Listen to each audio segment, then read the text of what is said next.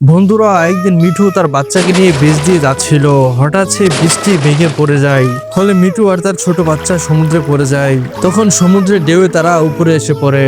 তখন মিঠুর মা তার বাচ্চাকে নিয়ে একটি জঙ্গলে এসে পড়ে এবং তার বাচ্চাকে একটি পাতায় রেখে শরীরটাকে খুব সুন্দর করে মুছে দেয় এবং সে জঙ্গল থেকে কাঠ এনে একটি ছোট্ট ঘর বানায় এবং ঘরের এক কোণে আগুন জ্বালিয়ে তাদের জন্য খাবারের ব্যবস্থা করে এবং খাবার খেয়ে তারা ঘুমিয়ে পড়ে। রাতে একটি সাপ তাদের জানালা দিয়ে ঢুকে মিঠুকে কামড়ে দেয়, ফলে মিঠু জ্ঞান হারায়।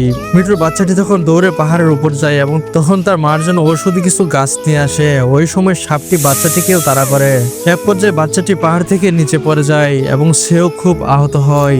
তবু সে খুব দ্রুত ঔষধি গাছটি তার মায়ের জন্য নিয়ে যায় এবং ক্ষতস্থানে লাগিয়ে দেয়, ফলে মিঠু সুস্থ হয়ে যায় এবং বাচ্চাকে খুবই আদর করে। পরের দিন তারা খাবারের জন্য সমুদ্র থেকে মাছ ধরতেছিল, এমন সময় সেখানে একটি জাহাজ আসে এবং তাদেরকে সেখান থেকে উদ্ধার করে নিয়ে যায়। তো বন্ধুরা, গল্পটি কেমন লাগলো? যদি ভালো লাগে তাহলে একটি লাইক আর সাবস্ক্রাইব করে দিবেন।